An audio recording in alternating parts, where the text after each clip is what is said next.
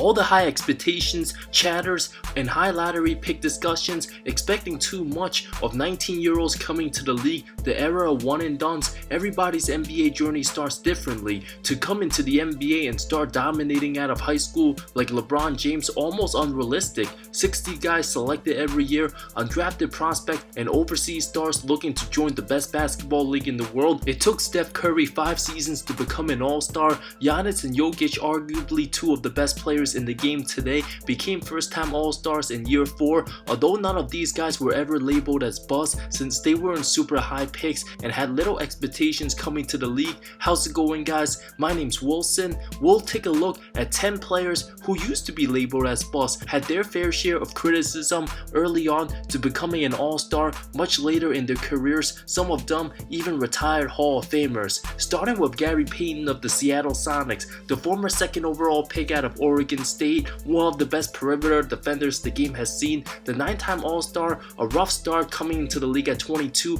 Payton averaged single-digit scoring his first 2 seasons, coming off averaging nearly 26 his senior year. Already known for his excellent defense, was expected to dominate the NBA right away, but put up just 7.2 points and 9.4 a game, 45% shooting as a starting floor general. Most players at 22 years old, especially being a top 2 pick, usually becomes a solid caliber player. There were doubts about his scoring ability after 2 unfulfilling seasons. There were heavy talks trading the young point guard and first rounder Doug Christie to Dallas for Derek Harper. Straight up, Dallas wanted Derek McKee in the trade. At the time, Harper already in his early 30s, Payton still more than solid. Seattle eventually became patient with GP. Payton even shared the story of former teammate Xavier McDaniel grabbing him by the neck in the middle of practice, could have choked him out, demanded respect. GP eventually flourished, becoming an all-star by year 4, even averaged over 24 a game in 2000. A 17-year career, became the best player in his class.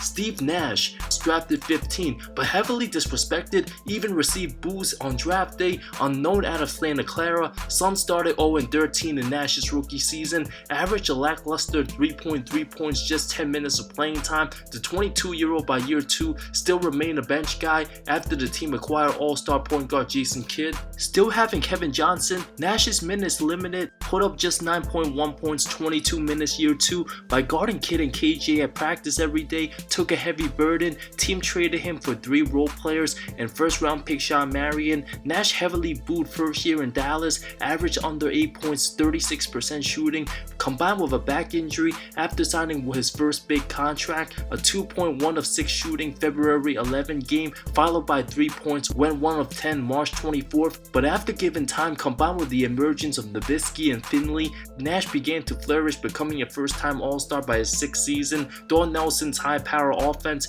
made 1 conference finals with Dallas. Team elected not to sign him, giving his former team a chance to snatch him. Before Steph Curry, it was Nash who revolutionized the game from 02 to 2010, first in offensive rating. The 2-time MVP winner absolutely made up heavily for his poor start, becoming one of the most improbable MVP winners all time, one of the best offensive point guards the game has seen. Chauncey Billups, their pick out of Colorado State, already overshadowed by the greatness of Tim Duncan and Keith Van Horn 1 and 2 in the draft. It was actually Boston who took Billups, but traded midway through the season, year 1 of the Rick Pitino era. Celtics 23 and 28, Billups 11 a game, showed promise, but moved after the All-Star break because of Pitino. Boston ended up with Kenny Anderson, who became a shell of himself. Pitino, bitter, thinking he laid consensus first overall pick Tim Duncan, wasn't sold on Billups, left a distaste in the league surrounding the young point guard. Billups ended up with the Raptors, then Nuggets. After 13 games played in 2000,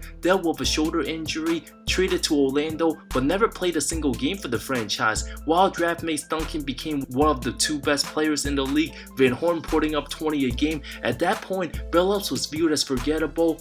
5 teams in 4 years, Minnesota gave him a shot to back up Terrell Brandon. After Brandon, a season-ending injury in 02, Billups started, became more than solid next to KG, learned a lot from Sam Mitchell's leadership, signed as a free agent with the Pistons, became one of the best leaders of the 2000s, won a title in 2004, became the best player and leader of that team, 7 straight conference finals, 5-time All-Star, an MVP candidate. Billups didn't become an All-Star till age 29. Although his numbers might not be eye-popping, the perfect floor general, two-way excellence, clutch shot making, a lot more impactful as a teammate than many other star players with bigger names. Jermaine O'Neal, the 17th pick out of high school, just turned 18 when making his NBA debut. First 4 seasons off the bench behind established bigs Rasheed Wallace and Arvydas Sabonis, 3.9 points, 3 rebounds in 4 seasons with Portland. Second year, the team acquired Brian Grant. New head coach Mike Dunleavy Sr. gave the new vet Steve Smith and Scottie Pippen more playing time,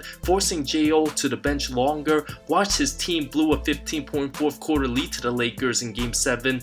Indiana shockingly traded established All-Star Dale Davis for the unproven 22-year-old. Davis led Indy in rebounds for 7 straight years. Many Pacer fans viewed the trade as a setback to the franchise after making the finals, but O'Neal finally flourished with more playing time. A 13-10 guy first year as a starter, most improved player of the year 2002, a 19-10 guy, mixed 6 straight All-Star teams, the best player on a 61-win team, even finished third for MVP in 2004. In the conversation as well of the best power forwards in the game outside of Duncan and Garnett. Heavy title contenders before Malice in the Palace happened, hampered by injuries, had a short prime, but what a turnaround, never averaging more than 4.5 points each of his first 4 seasons to becoming one of the top players. Tyson Chandler, the number 2 pick out of high school, Big Tyson considered a total bust by many, one of the most unorthodox NBA journeys. The high school prodigy out of Compton had some considerations being the number 1 pick, insane athlete with massive hype. The Bulls offered 22-year-old Elton Brand, who averaged 20 and 10 his first 2 seasons, traded him for an unproven 19-year-old.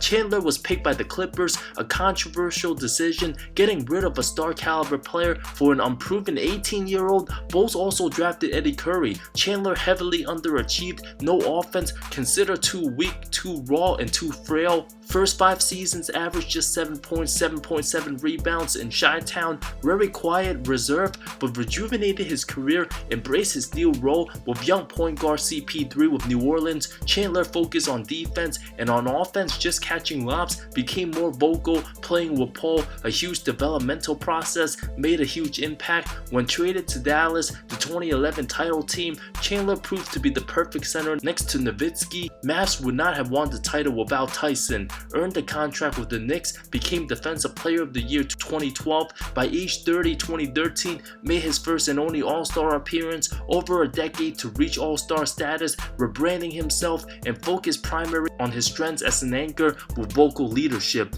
Mike Conley, the 4th pick in the 2007 draft, extremely fast at getting to the rim, led his Buckeyes to the title game. With first pick Greg Oden, his shaky jump shot had some questioning his abilities to excel in the NBA, averaged just 9.4 points, 4.2 assists as a rookie, but by year 2, a rough start. At times, rookie OJ Mayo would bring up the ball. Team hired Lionel Hollins second half of the season. Conley erased all doubts, began to flourish, put up over 14 a game the second half of year 2. Team slowly built a foundation, found an identity in the grit and grind era. Conley viewed as one of the best players to never make the All-Star team for years, before finally getting in his 14th season, the 2021 Jazz. Conley able to erase all the doubts earlier than most of the players on this list. Joel Embiid, given his back injuries out his first 2 seasons, Joel would have easily been the number 1 pick over Wiggins and Parker if healthy, but fell to 3rd due to the tanking Sixers with his unavailability. It's an absolute travesty. Joel was called a bust before playing a single NBA game. Many chatters about potentially being the next Greg Oden with nagging foot injuries from reports of weighing 300 pounds, and B absolutely hit the weight room during his timeout, finally made his debut at 22, erased all doubts from his very first game, superstar potential written all over him. Now he's one of the best players in the NBA in MVP contention. position. Andrew Wiggins, been in bust toss between 2018 to as recent as 2020, stuck in the terrible Wolves franchise, looked unmotivated, wasn't assertive. Wiggins averaged 23.6 points year 3 to regressing, very bad efficiency, terrible advanced stats. Given his hype in high school, Wiggins was viewed as a generational type superstar and possibly become a top 3 player in the game, but being on a losing franchise, even booed by Wolves fans, finally got out of that mess when Golden State got him in the D'Angelo Russell trade. Wiggins resurrected his career, looked promising as a two-way presence, played a lot harder, improved the outside jumper, went from one of the most crucified players to beloved in a year and a half span, from the worst culture to the best. Even before the start of 2022 season, many believe Wiggins finally figured out his role as a borderline all-star, but never likely to become an actual all-star. Not only did Wiggins become an all-star, but voted in as a starter over guys like Devin Booker and Donovan Mitchell. The only hate he's gotten for 2022 turned his career around. Wiggins' impact over 18 points a game with solid defense, putting Golden State back in contention.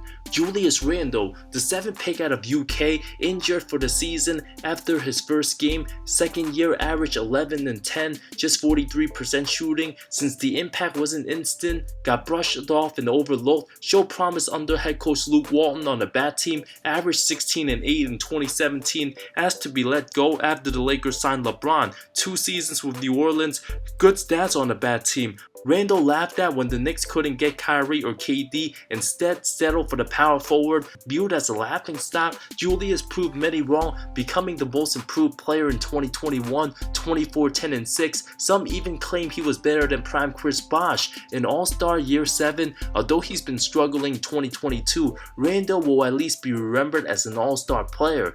D'Angelo Russell, picked 2nd overall out of the Ohio State, the 19-year-old inefficient rookie season, 13-3-3, instantly labeled immature and had a reputation of a bad teammate after the Nick Young situation. Head coach Brian Scott criticized his rookie's lack of work ethic, felt he was entitled, a lot of negativity, a lot of negative comments, gave Russell a bad image until he was able to produce. Year 2 with the Lakers, 16 and 5, still inefficient as a starting point.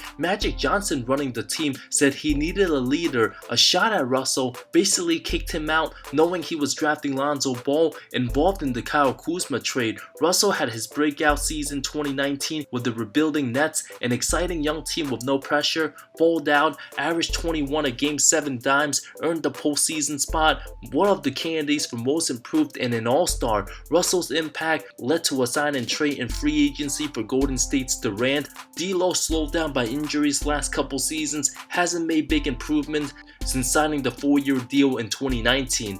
Brandon Ingram, 2nd pick out of Duke, due to his ability to score, length and body type instantly compared to KD, averaged just 9.4 points as a 19-year-old, 40% from the field, poor from 3, came off the bench half his games, bad advanced stats, nowhere near developed, lacks ball movement, an ISO guy, showed promise year 2, a 16-point score, but nowhere near as good as Simmons. Then year 3, viewed as the number 2 next to LeBron. Ingram received all the heavy criticism, not consistent enough, but after being part of the Anthony Davis trade, BI made a huge leap by year 4, first season with New Orleans, still aged 22, averaged 23.8 points, 6 and 4, improved passer, became one of the better ISO players, earned most improved player, and named an all-star. If it wasn't for the quick expectations, the Durant comparisons, Ingram wouldn't have gotten much blame for his early struggles. He'll never be as good as Kevin Durant, but perhaps be as good as a player like Bradley Beal.